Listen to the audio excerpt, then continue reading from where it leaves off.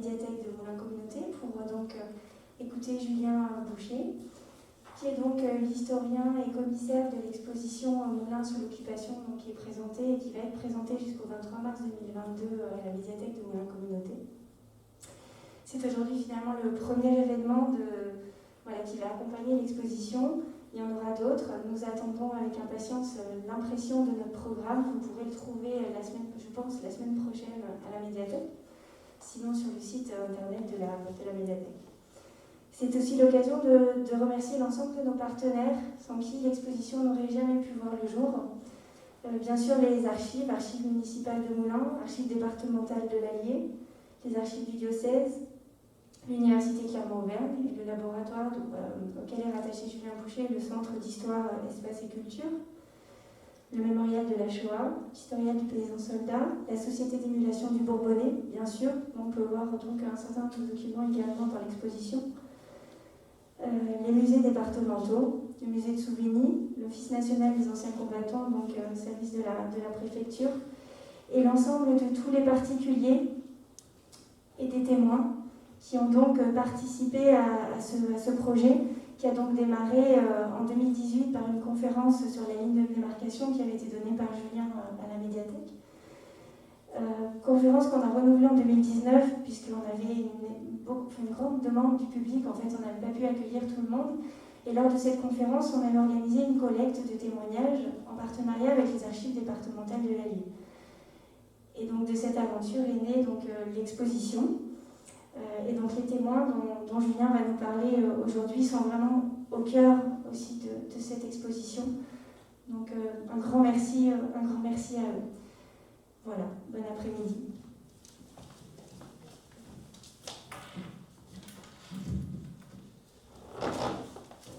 Merci Elsa. Mesdames et messieurs, c'est une joie cet après-midi évidemment de pouvoir m'exprimer une nouvelle fois dans cette ville qui désormais m'est chère. Donc, au cours de mes travaux de recherche sur les justes parmi les nations, aidants et sauveteurs de personnes menacées par les arrestations, lors d'interventions et de manière plus courante en observant l'actualité, un constat s'est manifesté à mes yeux. Dans notre pays, la mémoire a pris le pas sur l'histoire. C'est le thème principal de ce sujet cet après-midi. Cette dynamique sociale et politique va bien au-delà du devoir de mémoire qui est promu depuis 40 ans. On reviendra tout à l'heure sur la notion de mémoire. Le basculement culturel correspondant est passé par plusieurs choses. Par une institutionnalisation de la mémoire, on parlait tout à l'heure du mémorial de la Shoah par exemple, et par une nouvelle influence publique et en même temps populaire d'une morale qui se veut moralisante, c'est-à-dire qui donne une prime spéciale à la sensation. Et j'aimerais citer par exemple un projet polonais qui est quand même symptomatique de ce temps, qui est un parc à thème en Pologne autour de la Shoah. Dans un environnement, le nôtre aujourd'hui, qui doit déstabiliser les plus anciens dans cette salle, qui est celui d'un accès à l'information qui est désormais plus partagé. Ces logiques, donc, sont renforcées aujourd'hui par une forte demande sociale en direction de la découverte de celles et ceux qui ont résisté à l'ordre antisémite et à l'ordre nazi. Une demande plus forte, finalement, que le désir de connaître les figures de la résistance, certes, souvent en contact avec les premiers. Pour parler plus clairement, aujourd'hui, on fait, et on est des chercheurs bien plus financés sur des histoires sur les justes ou les sauveteurs que sur des histoires de la résistance. Alors évidemment, si les réponses que l'on apporte en matière culturelle et politique peuvent contribuer à une forme de réconfort pour notre temps, elles ne sont en rien une manière de penser nos plaies collectives, puisque la mémoire en tant que telle n'est pas un mode de résilience pérenne, de long terme. Et cela entraîne plusieurs choses, une densification des références et des exemples, et parfois, alors pas ici évidemment, une marche en avant qui frise le voyeurisme. Exemple, voir des charniers, s'imaginer sentir l'odeur des cheminées des fours crématoires. Tout cela, si on regarde l'actualité et l'environnement culturel de notre continent, touche plus le grand public que les démarches strictement historiennes qui sont parfois pénibles, parfois longues, parfois complexes. Alors évidemment, la volonté ici, c'est de toucher l'horreur qui est, bien sûr, il faut le dire, réelle. Bien. Alors, avec les sociologues et les psychologues, les historiennes et les historiens sont particulièrement sollicités aujourd'hui pour éclairer plusieurs aspects de la première moitié des années 40. Et en fait, on prend vite conscience, quel que soit notre âge, qu'il y a un grand écart qui sépare notre temps de cette guerre. Et donc, ce grand écart a justifié des opérations de collecte, l'enregistrement de témoins qui se fait parfois de manière précipitée. Mais on peut se poser une première question, cet après-midi ensemble. La réunion de nouvelles traces du passé sur ce passé n'est-elle pas déjà trop tardive? Plus de 75 ans après la libération et la fin de la guerre. Et que signifie du reste, on est au cœur de la conférence, le terme témoin, lorsque ceux-ci ont moins de 85 ans, ce qui correspond à un seuil de conscience plus complète à la fin de la guerre.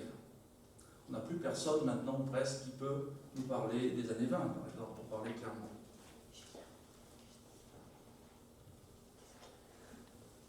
En effet, il y a plusieurs figures de témoins. Tout d'abord, le témoin direct. Il y en a ici, M. Chattard, Mme Fauvert notamment, à ma gauche et à ma droite. Qui sont-ils? Ce sont des personnes qui sont contemporains des faits que nous, historiens, nous étudions. Mais ces témoins sont de plus en plus rares, et lorsqu'ils existent, ces témoins sont parfois rompus à l'exercice du témoignage. Alors vous allez me dire, vous êtes un peu exigeant. Sauf qu'on essaie de chercher plusieurs types de témoignages. Et on verra tout à l'heure une personne qui a très peu témoigné. Et parfois, il y a des points intéressants à noter. Alors le témoin direct. Les témoins directs, les fils et les filles, les familles, celles et ceux qui ont entendu quelqu'un ou quelque chose. Bon. Troisième catégorie de témoins, des témoins plus transversaux sur plusieurs thèmes. Des témoins qui vont parler de la vie sous l'occupation, les refuges, les arrestations, la déportation, les retours. Il y a quatrièmement des métatémoins, des professeurs de témoignage en quelque sorte, celles et ceux qui essayent de théoriser à partir de destins individuels, avec ou sans filtre, le plus souvent aujourd'hui idéologique. Bon. Il y a quelques décennies, il y avait notamment le filtre communiste, qui était très important pour certains témoignages, mais qui s'est aujourd'hui édulcoré. Et cinquième catégorie de témoins, des témoins qui associent à leur expérience de la guerre leur propre recherche, c'est le cas de M. Chattard notamment, ou de celle de proches, avec la difficulté récurrente qu'on a tous, de lier le particulier au général et de mettre en perspective l'un avec le tout, ce qui reste un objet de réflexion. Donc, face à cette complexité de l'accès aux pierres encore vivantes d'une histoire qui nous a en fait déjà plus contemporaine, la Seconde Guerre mondiale, c'est du passé. Bon. Face à cela, les sciences humaines et sociales ont proposé plusieurs approches. Et je suis ici en tant qu'historien, en tant que tel. Et au sein de ces approches, plusieurs filtres pour appréhender, apprécier, puis déconstruire cette histoire. Alors il y a des approches générales, il y a des travaux qui sont plutôt des galeries des acteurs, ce qu'on a un peu fait avec les Justes d'Auvergne, qui sont disponibles au fond de la salle. Il y a aussi des travaux un peu plus ambitieux qui croisent des périodes d'arrestation par exemple, qui vont utiliser la catégorie de juste pour d'autres périodes historiques. Finalement, il y a plusieurs analyses qui ont toutes voix au chapitre au passage, parce que je sais que souvent on classe beaucoup à l'université, moi pas du tout, je ne suis pas du tout dans cette démarche comme ça. Tout le monde peut proposer quelque chose, Et la discussion, nous sommes encore en démocratie, profitons-en, est possible. Donc du moment qu'il puisse y avoir, comme cet après-midi, une discussion libre et non faussée, tout le monde peut publier, discourir, traiter, parler d'un sujet d'histoire. Donc, problématique de notre conférence de cet après-midi, dans ces conditions, est-ce qu'une recherche honnête dans le sens du XVIIIe siècle, dans le sens des Lumières, est-ce qu'une recherche rationnelle est-elle encore possible, si tant est qu'elle le fut un jour? Parce qu'on va voir que la Seconde Guerre mondiale, ça a été souvent un objet de passion, pour diverses raisons. Si oui, comment effectuer cette recherche? Quelles doivent être ses bases? Et quelles en sont ses limites? Voilà, donc vous l'avez vu cet après-midi, le sujet de la conférence est assez complexe, puisque je vais essayer de manière la plus claire possible vous expliquer mon travail, c'est-à-dire quel est le travail de l'historien face à une documentation qui, on peut le dire, réunit aujourd'hui ici à Moulins plusieurs centaines de documents. C'est une victoire pour nous. Alors, ces réflexions suivantes, elles sont en fonction d'un corpus de sources. Alors c'est tout petit, n'ayez pas peur. À ce jour, nous avons constitué ici, ça sera déposé aux archives départementales dans quelques semaines, un peu moins de 40 dossiers de collecte.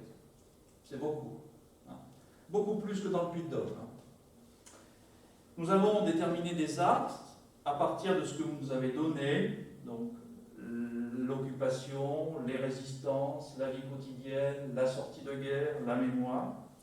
Donc ça, la base de mon propos et du livre qui va être publié, nous sommes en train de relire, est issu de ce que vous nous avez donné. Ça, c'est quelque chose de très très important.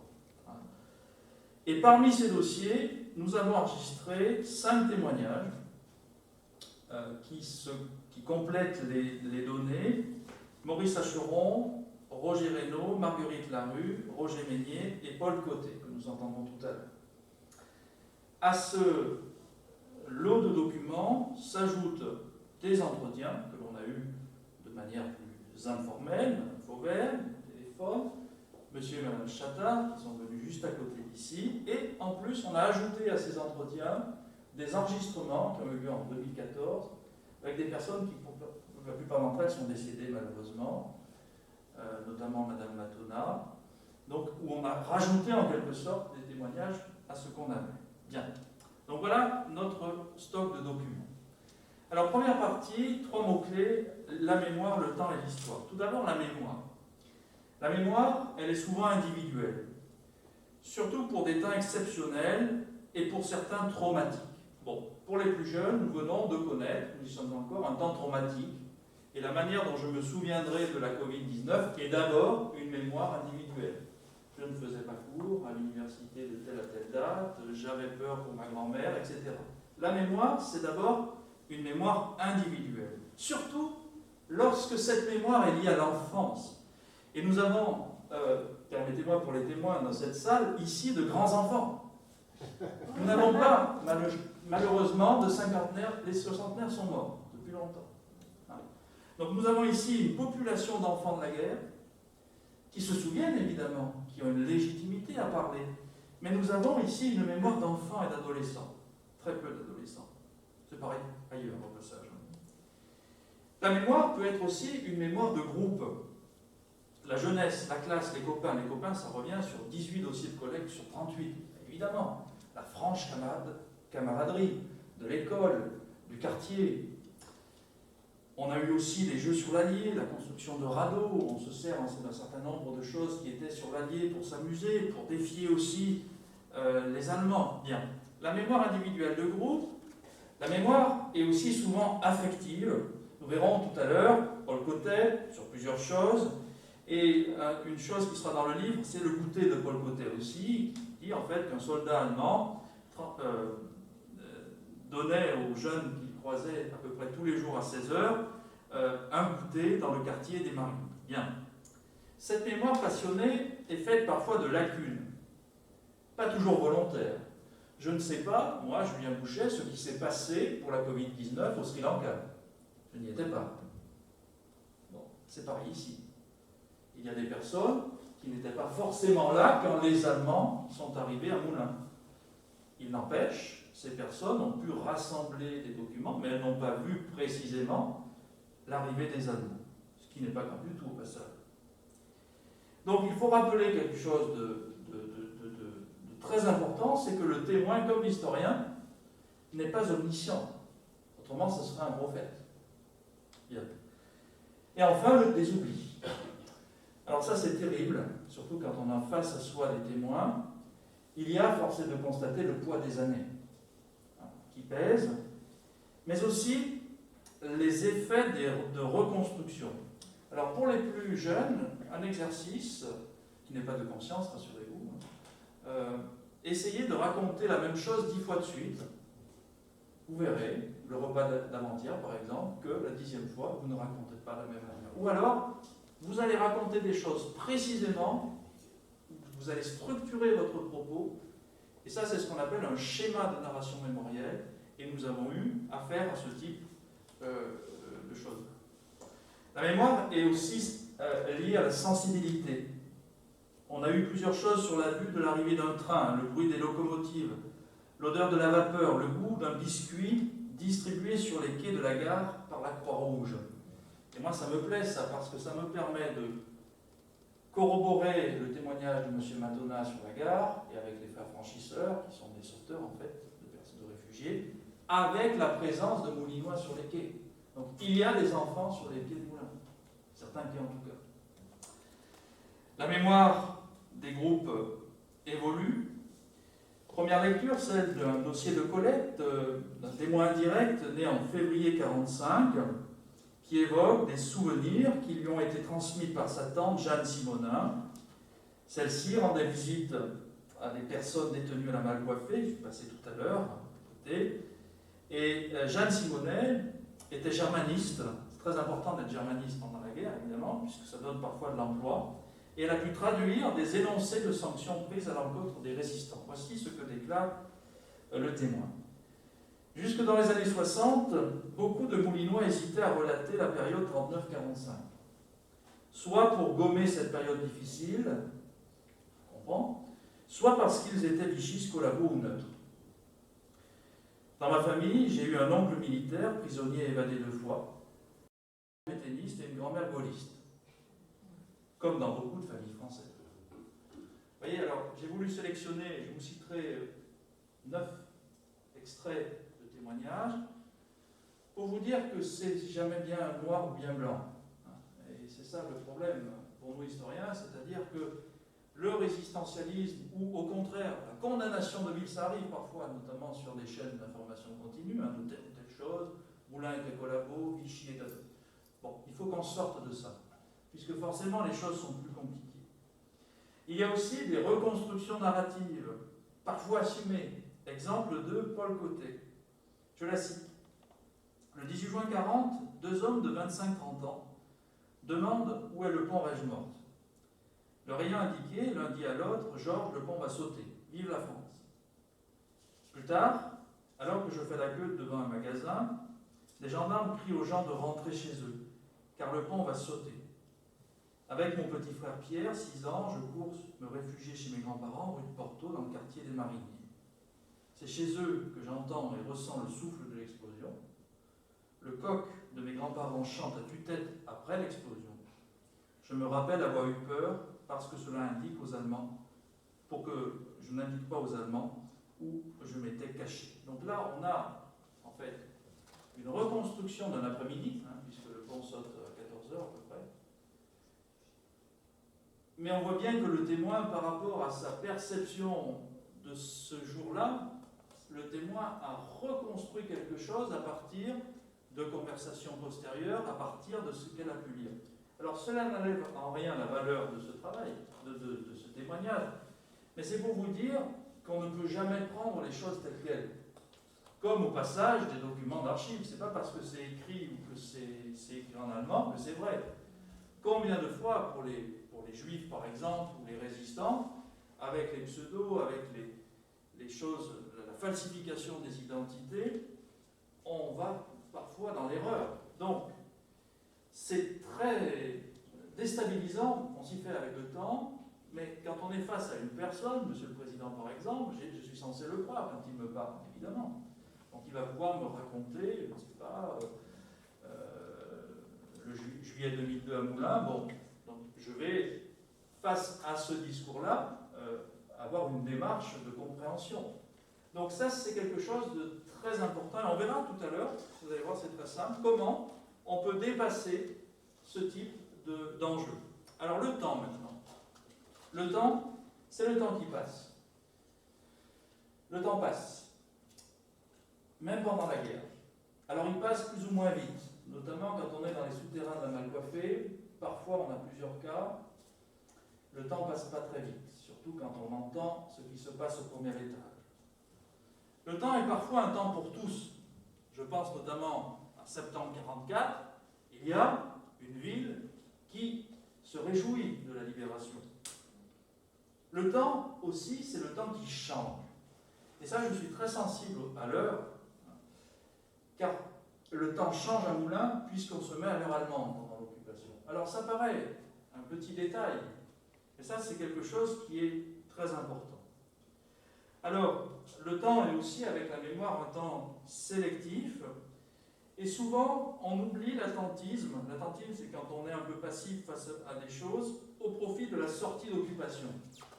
Pour faire simple, on a beaucoup de choses sur 44, 45, 46, mais peu de choses sur, on va dire, 41, 42, 43. On a beaucoup de choses sur l'été 40, bon, avec des détails qui nous font rappeler cet été-là, hein, c'est-à-dire un été pluvieux, etc. Mais le milieu de la guerre, il est pauvre en documentation pour ce qu'on a récolté. C'est normal, hein, c'est des choses que l'on retrouve ailleurs. Mais réfléchissons, hein, quand on vit un traumatisme, une situation exceptionnelle, on se souvient souvent, comme quand on a la grippe par exemple, du début et de la fin, mais le milieu, souvent, c'est flou. La mémoire, le temps, l'histoire maintenant. Alors l'histoire, elle est volontairement plus générale, parfois considérée plus légitime. Souvent, depuis 50 ans, le lien entre la mémoire et l'histoire a été difficile, délicat, mais pas toujours. Et je voulais vous dire qu'ici, on n'a pas eu ce problème-là. C'est-à-dire qu'il n'y a pas eu de concurrence entre des témoins, de grands témoins, il y en a ici qui parlent souvent, et notre travail historien. Nous avons même eu un témoin, Maurice Sacheron, qui est en quelque sorte le fil conducteur, on le verra dans le documentaire en fin de conférence, de notre travail. Bien. Alors ça, c'était pour la première partie sur ce qui nous rassemble en quelque sorte pour ce temps de conférence. Bien. Alors, deuxième point, l'historien et les témoins. Donc, on est au cœur de notre réflexion. Et plutôt que vous faire une dissertation, je sais faire excellemment en 3 points, on va prendre un cas. Donc vous allez me mettre à ma place. On va regarder pendant 2 minutes un témoignage brut d'une personne qu'on a enregistrée. Et avec tout ce que je vous ai dit et ce que vous savez par ailleurs, vous allez essayer de vous mettre dans la peau du chercheur. Qu'est-ce que je fais de ce que je vais écouter? Alors rassurez-vous, il n'y a pas de piège. Et il n'y a rien à gagner.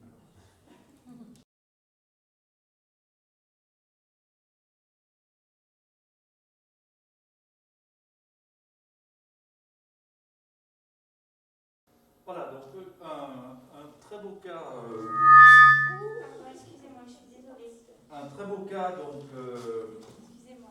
Un extrait donc, de témoignage. Donc là, vous avez un témoignage brut.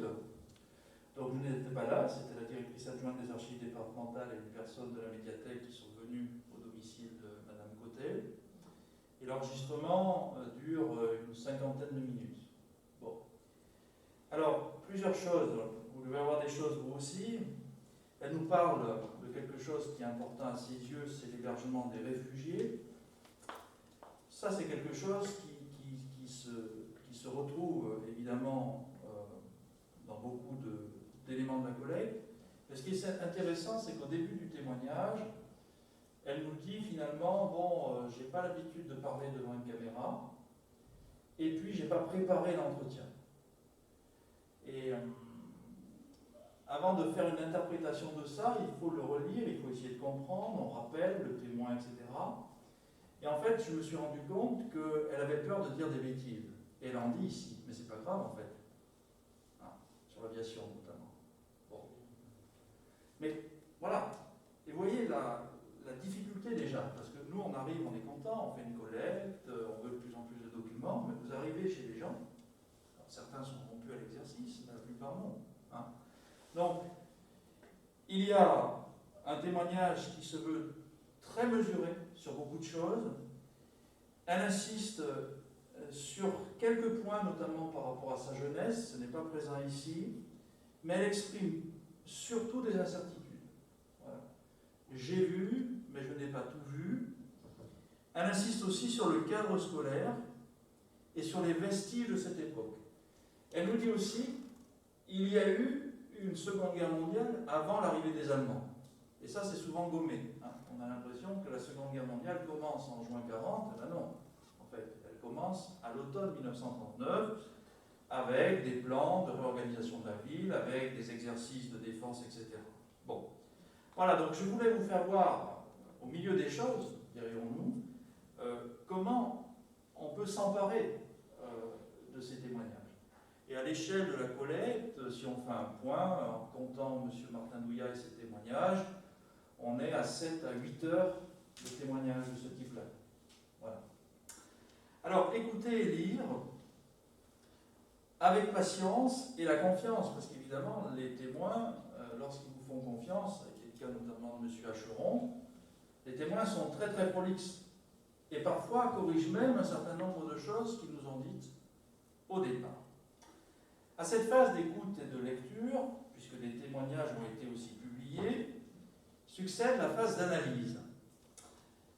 Et bien sûr, le rôle de l'historien, c'est de confronter les informations, pas pour être procureur de... Je ne suis pas procureur de la République, hein, mais pour essayer d'étayer un certain nombre de choses et de préciser. Un exemple. 2 conseillers de Moulins ont rejoint au moins les mouvements de la résistance. Francisque Clermont et Jean Duflou, en février 1943. À partir de cette date, Duflou est arrêté le 30 novembre, relâché assez rapidement, quitte le 2 décembre sa quincaillerie située place d'Allier pour mener une vie de vagabond. Et nous pouvons, avec plusieurs documents, retracer son parcours de guerre, puisque Duflou revient à Moulins de manière sporadique, et durant son errance, son domicile moulinois est fouillé par la milice. Donc on a des documents pour établir cette histoire. Et à cela, on a rajouté des informations d'un dossier de collecte qui vient corroborer l'action du radical Jean Duflou, malgré là aussi des déformations mémorielles. Donc je cite le dossier de collecte. À la Libération, nous avons réalisé que l'étage de la maison en face n'était jamais ouvert. Un résistant, M. Duflou, avait occupé ces lieux. Commerçant moulinois, quincaillier, là où se trouve actuellement le lunetier M. Boubet, place d'Allier. M. Duflou a séjourné 4 ans à l'étage. Bon, là, vous m'avez compris, c'est pas exactement ça, mais il est passé par là, ne sortant que la nuit. Et il me précise, information, entre parenthèses, connue par oui-dire. Ça, c'est très important. Il y a même des spécialistes du oui-dire, l'histoire de la rumeur. Hein. Je regarde le libraire au fond de la classe, de la salle. Il y a des historiens et des historiennes de la rumeur, puisque souvent, on en sait souvent plus par le oui-dire que par le témoignage en tant que tel. Il transmettait des informations sur le trafic ferroviaire, qu'on a vérifié qui sont vraies, notamment avec Montluçon. Je l'ai su qu'à la Libération. Alors ça, c'est très important. L'honnêteté aussi du témoin qui parfois dit « Eh bien, moi, je voyais bien qu'il y avait du mouvement dans la ville, je voyais bien qu'on ne commémorait pas de la même manière, mais il y a beaucoup de choses que j'ai appris après la Libération, évidemment. » Voilà, analyser. Confronter des documents, deuxièmement, établir des faits, et certains faits ne sont pas encore établis. Et là, j'ai quelque chose d'important, et je lance là, évidemment pour la salle, concernant un passage d'une personne juive, Arlette Lévy-Andersen, dont on publie les mémoires à l'université de Clermont, et qui serait passée en quelque sorte par l'agglomération. Alors je cite sa traduction. Atteindre une petite ville sur les rives de l'Allier, but du voyage d'Arlette et de sa mère. Si le choix de la petite ville ne devait rien au hasard, Arlette n'en connaissait pas les raisons. Ce n'est que le 3e jour que ce mystère s'est dissipé pour elle. À l'aube de ce jour, sa mère et elle se sont levées, ont fourré leur maillot de bain dans un sac. Vous devinez pourquoi. Les 2 hommes qu'ils avaient récupérés à la gare ont réapparu, agrippant de nouveau leurs valises et l'argenterie placée dans une boîte à chaussures. Ils ont juché le tout sur un vélo.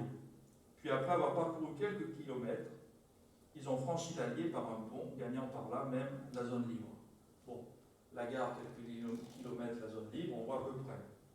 Quant à Arlette et sa mère, elles ont été conduites elles aussi sur les bords de l'Allier. Elle précise affluent de la Loire au milieu duquel courait la ligne de démarcation. Sur les berges de la rivière, elles devaient encore se faire passer pour des touristes en excursion. Elles ont dû enfiler leur maillot de bain et entrer dans l'eau, comme le font habituellement les nageuses. Vous voyez qu'il y a ici un témoignage précieux, de passage, d'une personne qui ne connaît pas du tout la région. Et nous sommes en train, en quelque sorte, de reconstruire, ça sera présent dans le livre, ça, des parcours de sauvetage, en quelque sorte, des passages de la ligne. Bien. Alors, évidemment, à ce témoignage, il y a d'autres témoignages qui corroborent ou pas ce que je suis en train de vous raconter. On sait qu'ici, à Moulins, on a beaucoup hébergé des réfugiés aux abords de l'Allier, forcément, en amont et en aval.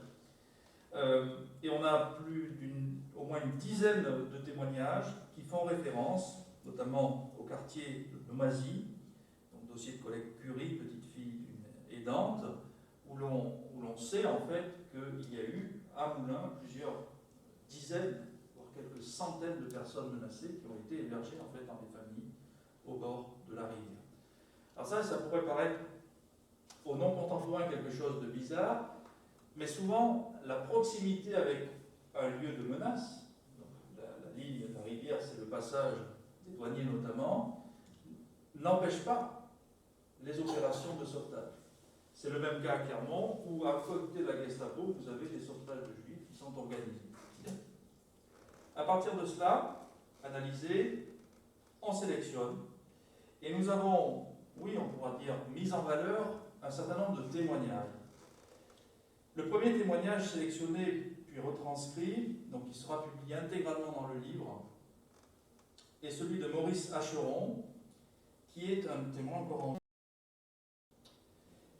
Il a été choisi par sa richesse, puisque M. Acheron était électricien automobile en apprentissage pendant la guerre, et il est doué d'une clarté aussi élevée que sa modestie.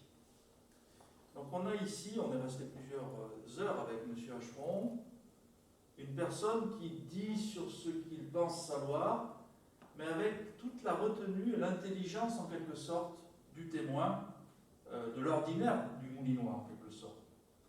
Alors le second témoignage qu'on a retranscrit dans le livre, apparaître, est celui de Roger Reynaud, maréchal ferrant dans l'armée, agent de liaison, et démobilisé après la débâcle en août 40. Et ce témoignage a été choisi pour 2 principales raisons. M. Reynaud traite d'un bourg rural, Lusigny, et ses propos illustrent la relation complexe à l'occupation. Voilà, vous découvrirez ça dans quelques semaines, et le lecteur en percevra lui-même ses caractères, parce que vous allez avoir face à vous une figure complexe, une personne en fait qui ne voulait pas passer la ligne de démarcation pour plusieurs raisons, parce qu'il a eu peur en fait quand il est rentré, quand il a été démobilisé, et une personne en quelque sorte qui a continué ses activités professionnelles pendant la guerre. Bien. Alors une fois cette phase analytique, vient la mise en perspective. Alors c'est ce qu'on peut apporter les historiens et les historiens à ce type de travail, et à tel point que parfois on peut même être des inconnus pour nos témoins. Alors avec Elsa et d'autres personnes, j'ai vécu il y a quelques semaines quelque chose d'insolite, puisqu'en faisant la présentation de l'exposition, je ne sais plus dans quel cadre, mais ce n'est pas très important, j'ai eu face à moi M. Meignet, qui est un de nos témoins, mais qui ne me connaissait pas puisque je ne l'avais pas vu. J'avais juste étudié sa vidéo. Et j'ai vu M. Meignet regarder le documentaire que vous allez vous-même regarder en fin de conférence, commenter son propre, c'est un peu le théâtre dans le théâtre, commenter sa propre prestation, et finalement, moi j'étais à côté, donc on s'est salué de manière évidemment courtoise, mais il ne savait pas qu'il était à côté de celui qui a travaillé sur son témoignage. Et je trouve cette relation très saine, puisque nous ne sommes pas ici pour tenir la main, ni pour dire oui, toi c'est bien, toi c'est pas bien. Hein. Nous sommes là tout simplement pour prendre des témoignages tant qu'il est temps et proposer au public quelque chose qui peut être au passage discutable. D'où mon troisième point, présenter un bilan. Alors, présenter un bilan, c'est d'abord exposer. Vous avez à côté, si vous ne l'avez pas vu, vous pouvez aller visiter l'exposition au sortir de la conférence.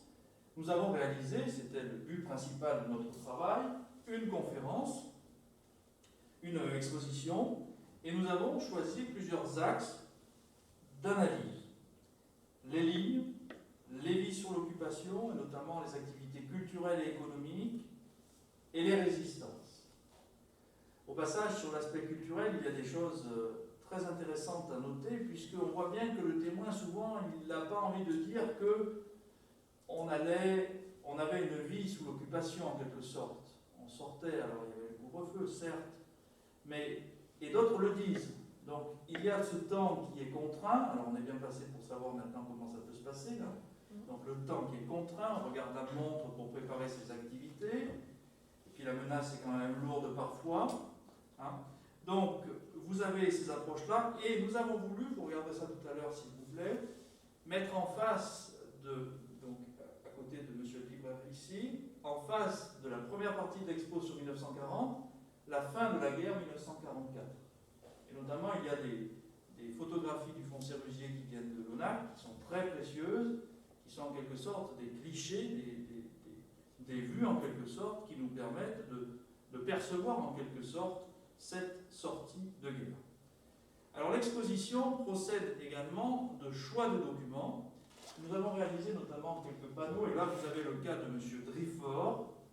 Bon, pour faire simple, c'est un résistant qui est très actif, sur les réseaux ferrés notamment, et nous avons voulu produire des documents.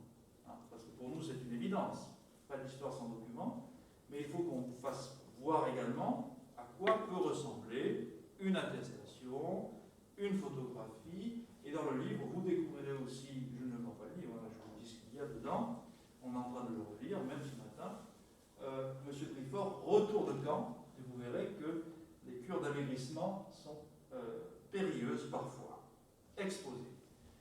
Deuxième mise en perspective, dire, et il y a une question qui se pose, qui s'est posée notamment à l'IHTP, à Paris, peut-on parler avec un témoin? Pourquoi cet après-midi, par exemple, il n'y a pas de témoin à mes côtés alors qu'il y en a dans la salle? Voilà. Et ça, je vais laisser la question ouverte, hein. Mais sachez que c'est une grande question de fond. Hein. Finalement, est-ce que l'historien peut s'associer, peut collaborer avec le témoin, sachant tout ce que je vous ai dit? C'est-à-dire qu'on ne part pas des mêmes bases, etc., etc. Et enfin, troisième forme de bilan, c'est l'écriture. Et là, vous l'avez compris, il y a un ouvrage qui est en cours de formalisation. Et l'ouvrage en tant que tel permet aussi de fixer la mémoire. Et vous avez, pour les Moulinois, eu connaissance que depuis quelques années, l'actualité Seconde Guerre mondiale est très, très dense. Hein. Vous avez notamment, avec la Société d'émulation, un ouvrage sur les affiches de la Seconde Guerre mondiale qui est très précieux. J'ai eu la chance, quand je dépouillais chez vous, d'être en face du monsieur qui a écrit cet ouvrage, M. Recoul. Voilà. Et voilà, on est dans un temps aussi où on n'est pas à la seule ville, hein, en France, en Europe, où il y a une forme de précipitation, c'est-à-dire où on essaie de rassembler nos forces pour produire un certain nombre de documents. Si je vous dis ça, c'est que nous sommes nous-mêmes ici, même cet après-midi, en train de fixer une mémoire de la Seconde Guerre mondiale. Ah, bien. Alors, avant de regarder le documentaire, trois mots de conclusion. J'ai essayé de proposer cet après-midi une réflexion sur la démarche historique, qui n'est pas simple, mais qui est utile à maint égard, d'autant plus si, et je regarde ma collègue Madame Védrenne, à cette opération historienne, vous ajoutez des valorisations pédagogiques. Nous avons, je ne sais pas, beaucoup d'inscriptions. Nous aurons plusieurs centaines d'élèves grâce à Madame Védrenne, qui est professeure aux archives départementales, qui vont passer voir l'exposition. Et ça demande aussi du travail de valorisation pour dire, pas forcément plus simplement, mais différemment des choses sur le temps que nous avons étudié. Se pose la question de la valorisation de la recherche aujourd'hui, c'est-à-dire comment aussi aujourd'hui parler d'histoire, comment parler de la Seconde Guerre mondiale. Un exemple, j'ai tweeté ce matin, alors je ne suis pas trop Twitter, mais j'ai tweeté ce matin l'actualité de cette conférence-là. Il y avait, je regardais tout à l'heure, 150 personnes qui ont réagi par rapport à ça. Donc, une information sur un certain nombre de canaux aujourd'hui est presque plus impactante que d'autres formats un peu plus classiques. Et on a essayé de réfléchir aussi sur la place de l'historien et du témoin. Ce n'est pas la même chose, vous l'avez compris. Tous les deux détiennent de la vérité, de la véracité. Bien. Alors pour terminer, nous vous proposons donc la première finalement, hors exposition, un visionnage du documentaire que nous avons réalisé avec M. Martin Douillat. Alors vous l'avez compris, c'est une stricte application des prolégomènes que je vous ai exposés, c'est-à-dire à cette dizaine d'heures d'entretien, nous avons essayé de construire un certain nombre de choses qui se recoupent sur des axes qui font écho à l'exposition. Voilà. Alors nous commenterons, aujourd'hui on ne va pas le commenter en tant que tel, nous commenterons ce documentaire lors de la journée d'études du 11 septembre prochain, puisque la ville a la chance de recevoir une journée nationale où il y aura, alors moi bien sûr en tant que Clermontois, mais il y aura les spécialistes de la guerre qui seront ici. Donc Éric Allary sur la ligne de démarcation, Alia Aglan qui est professeur à la Sorbonne sur les résistances, Fabrice Grenard qui est le spécialiste de l'histoire économique de la guerre, il y aura le président de l'université aussi qui sera ici. Donc nous travaillerons l'après-midi aussi sur ce documentaire. Voilà, eh bien je laisse la parole à nos témoins, à une partie, de nos témoins.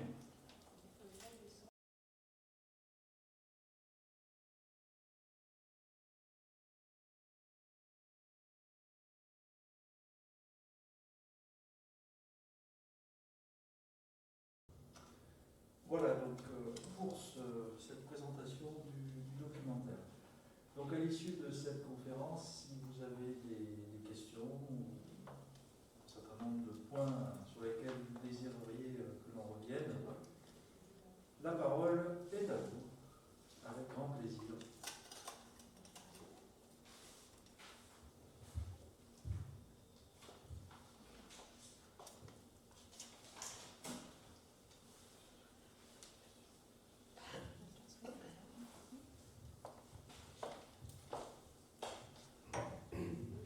Oui, bonsoir. C'est juste une réflexion par rapport à ce qui vient d'être vu et commenté. Il est surprenant, mais c'est juste une réflexion que Moulins n'ait pas été plus impacté alors que Vichy était à une quarantaine de kilomètres. Et on savait que si à Vichy il y avait une résistance qui était quand même assez active, il y avait aussi des renseignements qui étaient aussi assez forts. Donc voilà, c'est deux points. C'est juste une réflexion. Que Moulins paraît très paisible, si l'on peut dire, par rapport à le commentaire Vichy qui était très occupé. Alors il y a, bon, c'est peu apparu cet après-midi, il y a des organisations de résistance, parce que toutes les résistances ici, la résistance gaulliste, communiste, et surtout ici, c'est l'une des grandes capitales de renseignement militaire. Alors, on aura tout un développement dans le livre sur cette question-là. Mais par rapport à votre remarque, c'est assez intéressant sur la géographie aussi de l'Allier. Effectivement, il n'y a pas de liaison directe en quelque sorte avec Vichy, si ce n'est les liaisons ferroviaires, où Moulins est un passage obligé en quelque sorte. Pour parler plus clairement, peut-être pas tous les jours, mais tous les 2 ou 3 jours, il y a des trains officiels avec arrêt en gare de Moulins. Et en l'espèce, en tout cas les archives que l'on a consultées nous montrent qu'il n'y a jamais eu trop de problèmes sur ce. Bon, il y avait une surveillance très importante. Donc en fait, Moulins n'est pas une périphérie intégrée à Vichy comme peut l'être par exemple Royat ou Châtel-Guyon pour Clermont-Ferrand. Ou à Royat ou Châtel-Guyon où il y a le centre de jeunesse, par exemple, des jeunesses maréchalistes, etc. On n'est pas dans ce cas de figure. Et il ne faut pas oublier aussi qu'il y a toute une administration, en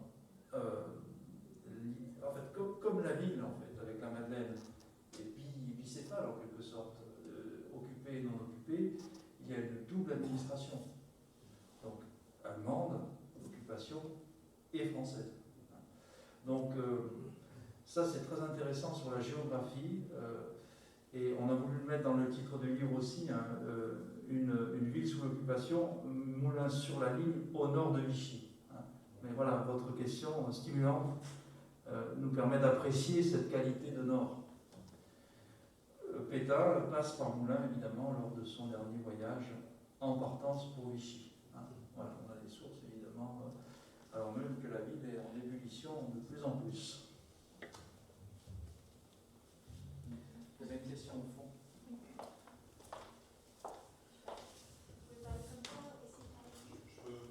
Oui, parce que j'ai sorti le micro, mais je me dis que c'est peut-être pas une très bonne idée en fait de faire circuler, donc allez-y. Très bien, c'est juste une observation personnelle. Je suis aide-soignant à Saint-Nazaire depuis mars, donc depuis 3 mois seulement, et j'ai la chance en cardiologie, de croiser, de soigner régulièrement des patients nés dans les années 30 et originaires donc, de la région Saint-Nazaire. Et leur témoignage à eux, c'est l'exode et les bombardements alliés. C'est récurrent, c'est très précis, c'est récurrent. Je me dis que finalement l'histoire, une histoire commune est partagée après.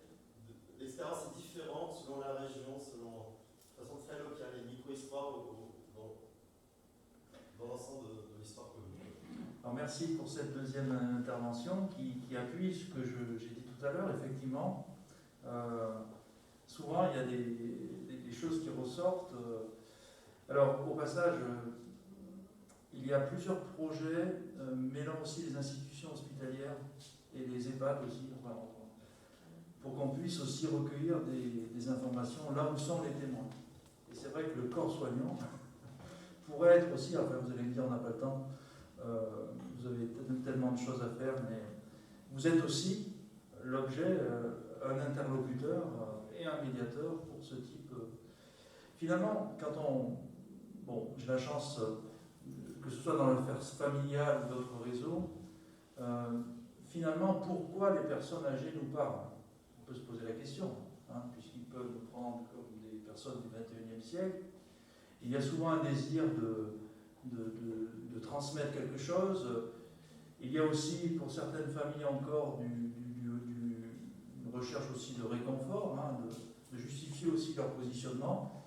Et il y a aussi, je vous regarde, chère madame, puisque vous êtes une fille de témoins, et vous nous avez aidé dans cette opération de collecte, il y a aussi parfois une partie des familles qui nous aident à recueillir les témoignages, hein, parce que, évidemment, les personnes sont âgées. Donc, à tous ces titres, en fait, effectivement, ces opérations de témoignage sont riches et sont de toute façon des expériences de vie. D'autant plus, alors là vous êtes plus spécialiste que moi, lorsque les facultés commencent à décliner. Hein, ou parfois, on revient sur l'enfance, on revient sur des traumatismes. Et on a de plus en plus, alors c'est au Havre aussi, alors c'est pas Saint-Nazaire, mais l'université le département d'histoire du Havre, et il y a aussi des choses qui se font en Pologne, où on essaie de prendre les choses, d'enregistrer aussi pour des patients en fait en fin de vie. Et une chose aussi que je voudrais dire, en ce qui concerne les témoignages dans leur ensemble, il y a encore 80 ans après, d'une certaine position de réserve de la part des témoins. Je vous citerai un exemple, enfin, je vais citer un exemple tout en étant réservé, c'est pas dire. J'ai été témoin, comme certains témoins dans la vidéo, là, de personnes qui ont été tendues. Je connais les noms, et quand je témoigne, soit à des amis ou à des journalistes, bon, eh bien, je me tais. Bon, je parle l'école, il y a des gens que je sais dont les descendants existent encore, ont eu des parents collaborateurs. Je me tais parce que je ne veux pas leur porter préjudice. Donc il y a une position de réserve. Bien sûr. Voilà. Et il y a une stratégie pour évidemment dépasser cela, c'est de rendre anonyme un certain nombre de choses. Donc c'est ce qui est le cas ici. Et deuxièmement, c'est de produire quand même des études de groupe, par exemple sur l'épuration. On sait que le Montluçonnais a été beaucoup plus concerné qu'ici. Donc sans citer de nom, on les a, évidemment. Hein, bon. Évidemment, qui pourrait mettre à mal aussi la présence, enfin, nous n'avons pas à être procureur, on l'a dit tout à l'heure, mais par la statistique, quand même, on peut faire le point, parce que, enfin, pour les experts et les personnes qui habitaient une zone, ça peut paraître simple, mais aujourd'hui, il faut aussi qu'on précise ce que c'est l'épuration. Il y a des choses qui sont très bien faites au passage. Hein. Vous avez, je ne sais pas si vous l'avez vu sur LCP Replay, la tendue de Chartres, voilà, qui est un documentaire, alors qui pourrait faire écho à ce qu'on a dit cet après-midi, parce que c'est le même sujet en fait. Hein. Qu'est-ce qu'on fait avec une photo? Quelle est l'intention d'une production iconographique? Et face à cela, qu'en fait l'historien? Tout à fait, évidemment. Il y a des choses sur lesquelles nous nous taisons, hein, pour de bonnes raisons. Et de toute façon, bon, voilà, toute guerre civile aussi, parce que bon, il y a des problèmes associés à des stratégies personnelles ou de groupe, portent des plaies qui ne sont pas encore cicatrisées. Ça, c'est évident, surtout dans des villes de cette taille-là. Mais dans d'autres territoires, c'est très délicat aussi. Il m'est arrivé, et je ne sais plus quand, le 13 octobre 2018, oui, dans le Cantal, reçu dans une commune. J'adore en fait faire ce type de choses parce qu'on apprend beaucoup évidemment face aux personnes. Et là, la première heure de la conférence, ça a été le silence, mutisme complet. Et bon, vous savez, M. Chattard, vous prenez la parole plus que moi encore ici. On est déconcerté évidemment quand la salle ne réagit pas. Et j'ai compris au pot de l'amitié qu'il y avait eu beaucoup d'accidents de chasse sur la Planaise en 1944-45 et qu'il y avait deux familles des deux côtés du fusil, ce qui avait expliqué par courtoisie et omerta à la Corse en quelque sorte un silence que je n'avais pas de toute façon légitime à juger. Ce qui nous montre quand même le poids des ans 70 ans après les faits.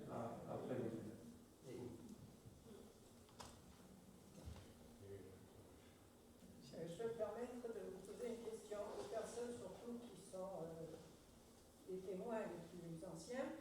J'ai une maman qui est venue, qui de Normandie, a fui la Normandie où elle habitait avec ses parents, et est arrivée à Moulins, a travaillé au quartier Villard. Qu'est-ce que représentait le quartier Villard pour vous, témoins de l'époque?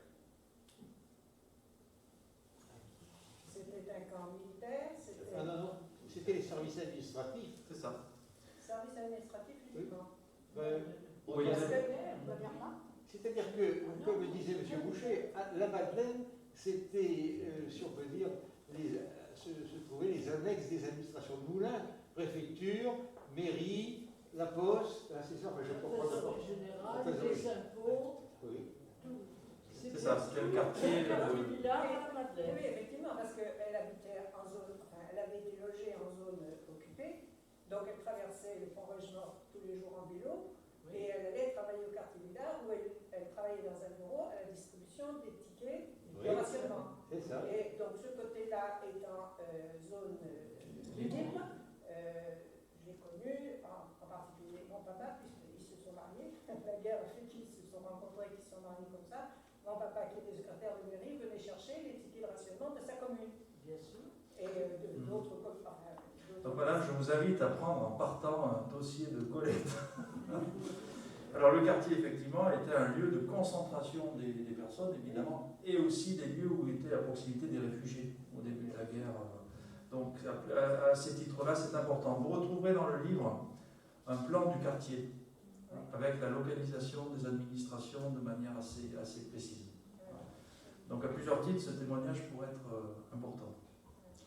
Alors évidemment, les réseaux, vous parliez des secrétaires de mairie, il y a plusieurs mairies qui, dans l'agglomération rurale notamment, et le sud, sont mobilisées pour falsifier les identités. Alors ça aussi, ça peut paraître évident, mais c'est aussi un signe de courage certain, parce qu'on a l'impression qu'il n'y a pas de contrôle. Quand on est contrôlé, attention, il y a des audits internes aux administrations, et Vichy est plus ou moins tatillon avec tout ça. Évidemment, on a l'impression finalement qu'il y a une passivité aussi de l'État français. L'État français est très bien administré. Donc il y a... très surveillé. Et M. Baruch, Marc-Olivier Baruch, qui est un préfet honoraire, alors là, je vous invite à venir, si c'est possible, si ça vous intéresse, va nous parler l'année prochaine de l'administration sous l'État français. C'est un des spécialistes en fait des hauts fonctionnaires de la fonction publique sur l'immigration. Et je crois que M. le libraire, vous avez un ouvrage de M. Baruch que vous présentez. J'avais, il vient d'être vendu. Voilà, donc ça sera aussi un grand moment. Pourquoi je vous dis ça? C'est qu'en fait, les corps de l'État ne sont pas épurés comme en 1882. Donc il y a aussi une tradition française de l'État moderne qui perdure. Donc le quartier dont vous faites mention est un quartier très important, c'est un nœud de contact, d'interaction qui est investi à la fois par les administrations, mais aussi par les résistances. Oui, En interne aussi. Oui, parce que mon papa faisait des faux papiers et a été pratiquement dénoncé. Et c'est des limites qui partent lui aussi. Alors, M. Jattard nous parlait tout à l'heure effectivement des choses qu'on ne peut pas dire. Il y a aussi des choses très croustillantes aux archives municipales qui pourraient faire l'objet d'une bonne dizaine de mémoires de master, de mémoires d'études sur les dénonciations. Alors, c'est moins important qu'au Puy-en-Velay. Alors au Puy, c'est très croustillant, c'est terrible. Enfin, je veux dire, mais là aussi, nous venons de vivre un épisode traumatique qui nous permet, j'en discutais avec le préfet du Puy-de-Dôme pour une commémoration, il m'a dit que la préfecture a reçu lors du confinement des centaines de mails et de lettres de dénonciation. Alors vous allez me dire, attention, il n'y a pas l'Holocauste, etc. Oui, mais sauf que les réflexes sont la vie dure. Mais on a pour Moulins, comme pour le Puy, des descriptions par le menu, une femme, 2 enfants, qui s'habillent avec un parka de telle couleur, qui sortent telle heure. Et au passage, on pense toujours aux Juifs, à juste titre, mais il n'y a pas que les Juifs qui sont arrêtés. Il y a aussi des personnes qui sont réputées falsifier l'étiquette de rationnement, ou de tricher, etc. Donc il y a toute une économie du secret et de l'informel qui est encore à écrire. Mais là aussi, comme le disait M. Chattard, on ne peut pas encore publier ces documents à cette date-là, parce qu'autrement, on va rejouer une épuration, ce qui n'est pas l'objectif. Au contraire. Peut-être y a-t-il une dernière intervention Pas sur ce sujet précis, mais moi, il y a un sujet qui m'intéresse beaucoup. Et d'abord parce que je porte un prénom qui est celui qui est réfugié, donc ça m'a toujours un petit peu perturbé au cours de mon existence, mais de toute façon. Et il y a eu beaucoup de réfugiés qui sont arrivés. Est-ce qu'on a possibilité, à Vichy, il y a des photos. Alors j'ai demandé pourquoi on n'a pas de photos dans les fonds d'archives Et quelqu'un qui habitait à l'époque, elle m'a dit non, on n'avait plus d'appareil photo, donc on ne pouvait plus prendre de photos. Or, pourtant, c'était avant l'arrivée des Allemands, je ne sais pas très bien. Et c'est un sujet qui est extrêmement intéressant. Les réfugiés sont arrivés. Il paraît que Oriane de Mazy s'est arrivée a été réfugiée au Monté. Alors pour les photos, effectivement, on a moins de photos que dans d'autres territoires, mais on a beaucoup d'informations sur le parcours du réfugié lorsqu'il arrive, notamment au début de la guerre, à Bellevue notamment. Donc il y a tout un processus d'accueil des réfugiés. On a des archives de la municipalité qui nous permettent de savoir les effectifs, mais on n'a pas effectivement, par rapport à d'autres villes de refuge, de photographie. On aurait du mal aujourd'hui à faire une exposition, par exemple, sur l'arrivée des réfugiés. Mais on a précisément, vous retrouverez ça dans le livre, on en reçoit jusqu'à 235 par jour. Et ce qui m'étonne, c'est qu'ils ne sont pas réclamés, parce qu'ils sont allés demander à Ménison et il y avait jusqu'à les messages. Alors, effectivement, ça c'est très intéressant. Il y a quelque chose de très rayonnant. Donc, il y a un centre d'accueil ici, et ensuite, effectivement, en liaison avec les administrations notamment, on éparpille en quelque sorte les familles et les enfants sur une bonne partie du département. Et sur ces marges montagneuses notamment. Voilà. Est-ce que vous avez vu les archives de l'hôpital? Non. Parce que à l'hôpital, ils recevaient, puisque mes parents travaillaient à l'hôpital au moment juste avant le 18 juin, et elle disait on avait installé des lits dans les sous-sols pour que les gens, on leur donnait une assiette de soupe, on les faisait dormir 2 heures, au bout de 2 heures, on les réveillait, allez, il faut partir, il faut laisser la place à l'autre. Et ils ont fait ça pendant peut-être bien 8 jours.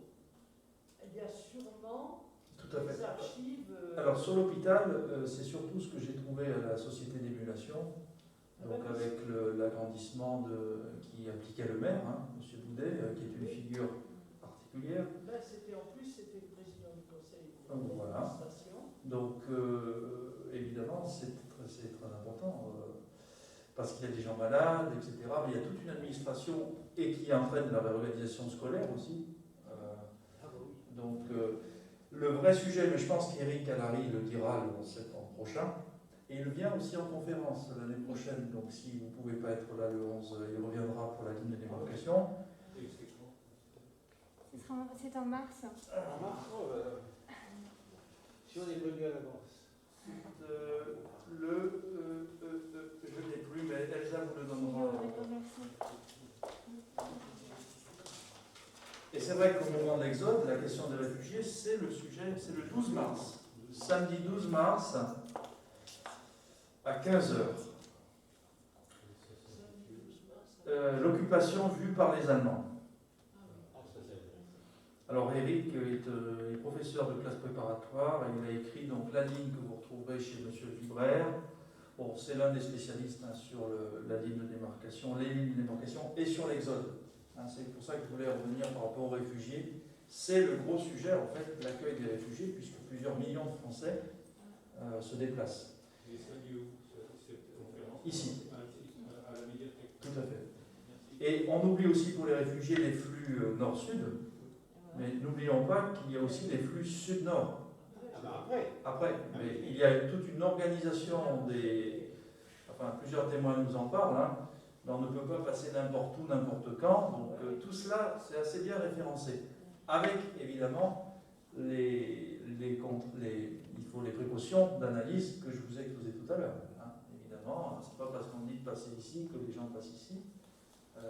On a de très beaux croquis qu'on publie aussi dans le bouquin sur les organisations des réseaux informels de passage, sur la question de la baignade, sur les activités nautiques, sur l'Allier, etc.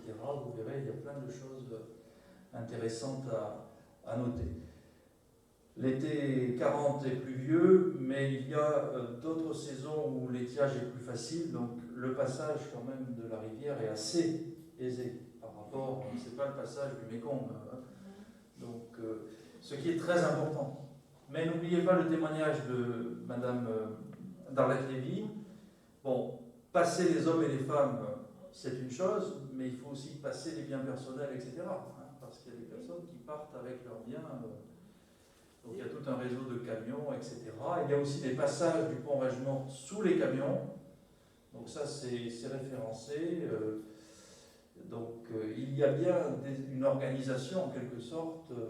Et puis il y a aussi les passages de la Juste de Moulins, donc, qui était bouchère, artisan bouchère avec son mari, et qui mettait dans son camion, donc vous l'avez vu chez les Justes, et Madame Chatin, vous faites une conférence, j'ai lu durant l'été sur cette question-là, un très beau cas en fait, on en parlait à midi, d'un artisan, enfin d'une famille d'artisans bouchers de la ville qui avait leur ferme en zone sud et qui passait en fait des personnes.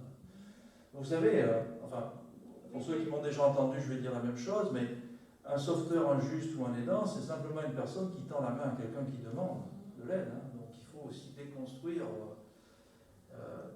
Bon, il y a une forme d'héroïsme aussi. Alors, moi, c'est pas sur la bouchère, c'est sur les sabotiers. Jacques et Marguerite Copé, donc lui, il était sabotier. Et pourquoi je m'y suis intéressée? Parce qu'il était membre, après la guerre, il était membre de la Société d'émulation. Alors, je me suis intéressée à lui, et en plus, comme je m'occupais du musée de folklore, on avait son atelier de sabotier qui était exposé. Alors forcément, ça m'a dit quelque chose quand j'ai lu votre livre. Marguerite et Jacques Copé, sabotier à la Madeleine. Ah, ben c'est mon sabotier. Alors vous verrez que par rapport à Madame Jean-Villiers, ce n'est pas le même cas. Voilà. Mais je ne veux pas écorner votre conférence. Mais vous verrez que c'est une autre forme d'assistance qui est très très importante parce qu'elle montre, bon, quelques phrases, parce qu'elle montre la préservation des liens d'affection durant la guerre. Hein. En fait, un juste, c'est quelqu'un qui aide de manière gratuite. Voilà, je pense que sur ça, et au passage, il y a des justes dans d'autres périodes, même aujourd'hui parfois. Hein.